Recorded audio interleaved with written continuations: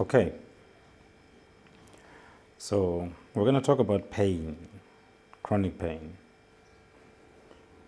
But before that, I think a few people might have some questions about the mirror. So I wanted to address that first, and I've got some points. Firstly, when we're talking about chronic pain, the mirror for me symbolizes facing the pain head on. It's a way of helping myself process what I'm feeling by observing the process itself. And secondly, it engages the visual senses. So visual feedback is a critical part of building what's called somatic awareness, which is something that we're going to get into a little bit later. It's very important. And watching helps me connect with parts of myself that I might otherwise forget or dissociate from because of the pain. And then leading on to that, this is a big part of self-reflection. The mirror symbolizes self-reflection and understanding my nature and behaviors, and witnessing the progress and acknowledging resilience is also a big part of why the mirrors are important. Fourth, I'm a photographer. So I'm a lot more comfortable behind the camera than I'm in front of it. And so this is a setup that works for me, and it keeps me in my comfort zone.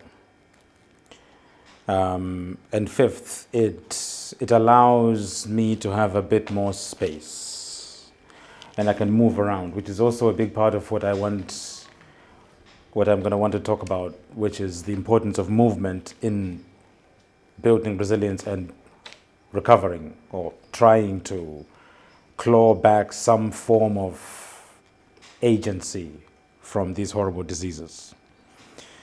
So these are the five reasons why there's a mirror.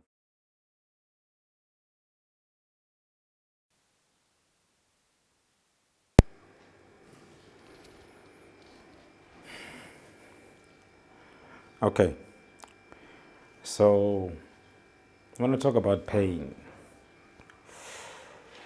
but not acute pain. We're talking about chronic pain, neuropathic pain, the kind of pain that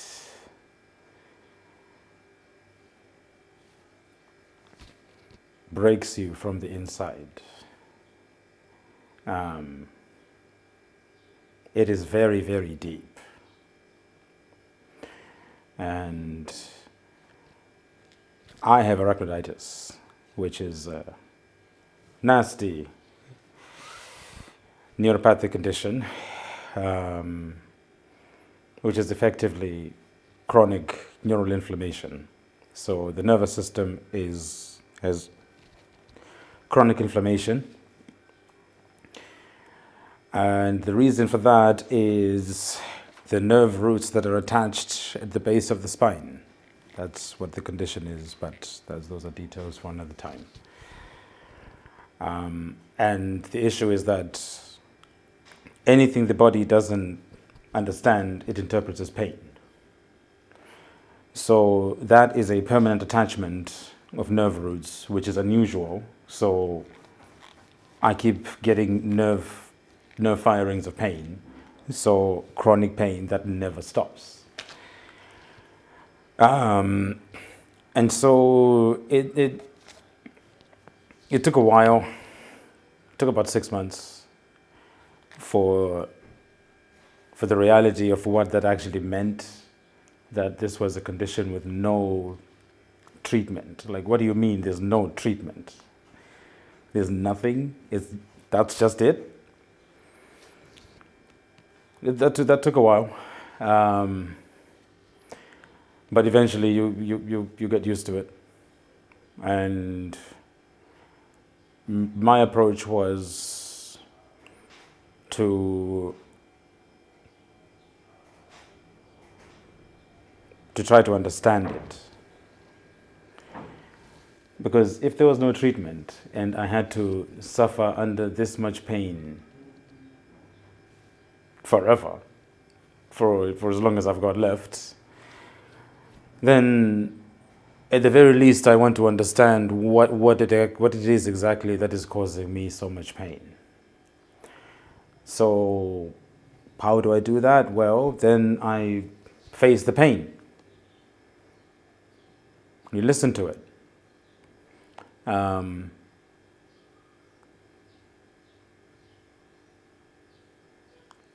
Learn to understand its limits. Understand what the bodily signals are to watch out for when it's getting close to the edge, when it's getting close to that limit. Understanding where that limit is, and then staying within the bounds of that limit. So as I tried to do this, what I found was that, well, you can increase the bounds of that limit without exceeding them. And we do that by building resilience. How do we do that? Well, the important thing to understand is what chronic pain actually does to you, because I have something over here which is going to cause an adjustment, and I'm going to compensate, and I need more compensations to account for that, and then I'm going to have more compensations because of that. So you end up with a spider's webs, with multiple webs of these compensations that are all interconnected. And the issue is that the pain from the nerve roots is so loud that you think it's very close, but it's actually buried underneath all of these compensations, so it's really, really far away. And what we need to do is to address those compensations first, understand what are these patterns, and then unravel these patterns and work our way down to try to find the deeper issues, like with the nerve roots. So these compensations and these tension patterns are held together by adhesions. And these adhesions, these are the adhesions that layer over time, and they restrict internal movement. And that then restricts vitality. And they are quite complex because they're both physical and emotional pain causes physical manifestations. And so we have to address both types of pain. You have to address both physical and emotional trauma. So it's a holistic perspective. And you also need to understand that these adhesions are made of collagen. So if they're made of collagen, then collagen can be dissolved. And so there are ways that we can trigger within the body to dissolve these collagen adhesions internally, because the body knows how to treat them, but we just need to be able to give it space and time.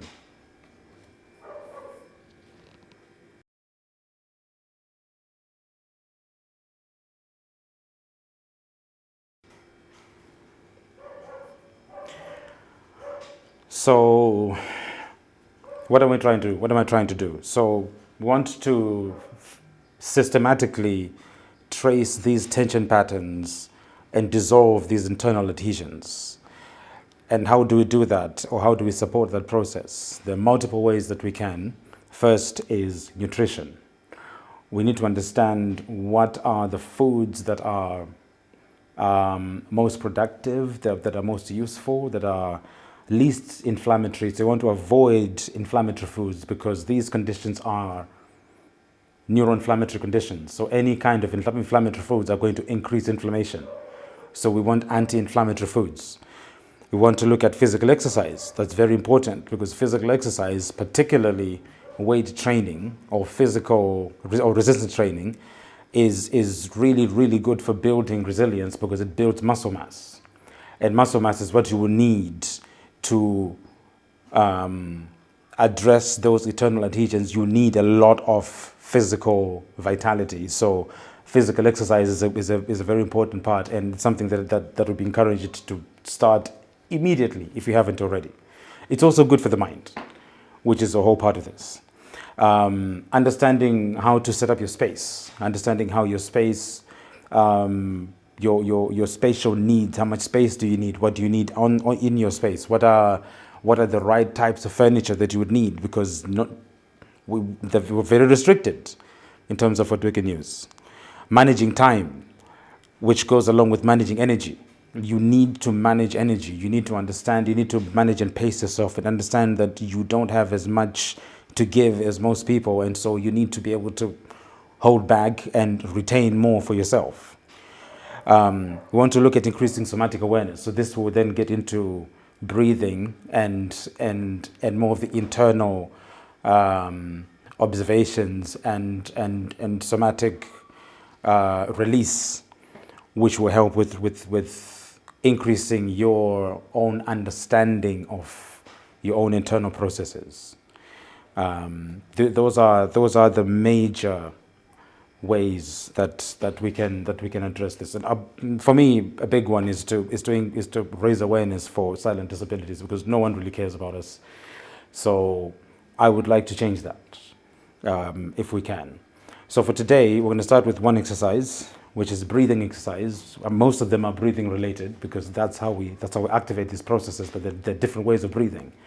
So this is a simple one that we can try out, and I encourage you all to try it.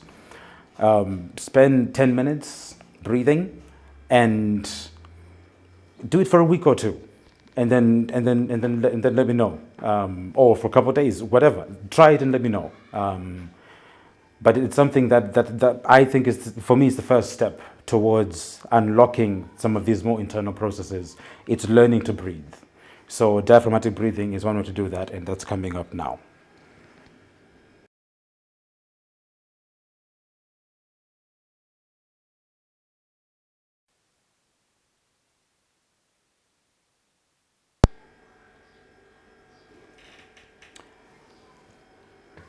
Right, so for the first one, it's a breathing rhythm technique that we're going to try.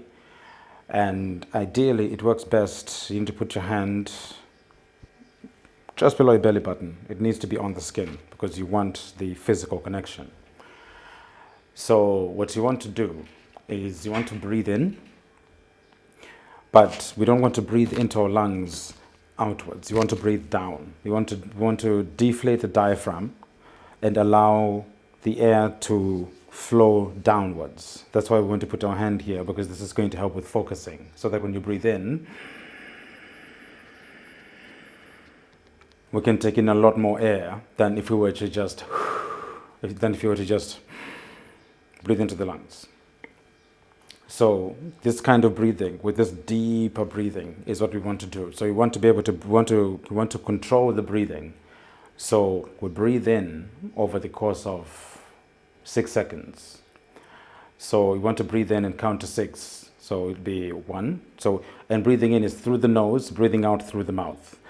So first, for the breathing in part, we want to breathe in through the nose and over 6 seconds. And the idea is you want to pace yourself so that you fill up the lungs at the top of the 6 seconds. You don't want to fill them up too early or to be too slow. You want to just about get there at about 6 seconds. So you want to time it. So you want to breathe in.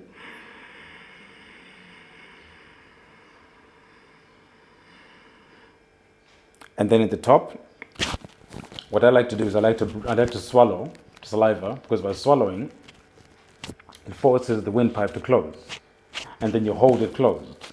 And the idea is to then hold it closed for 7 seconds. So you hold it, you breathe in for 6, hold it for 7 seconds, and then at the top of the second 7 seconds, we breathe out, but we breathe out with the mouth open, with pursed lips. And the idea is to force the air through the pursed lips, and to do that over the course of 8 seconds.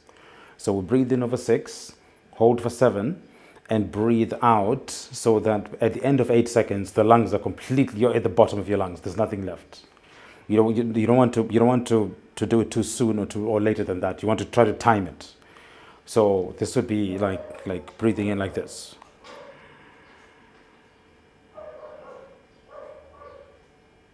And then hold.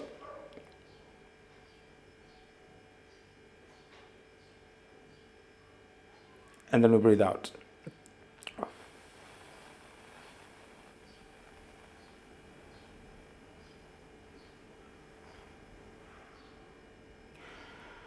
That's how it works.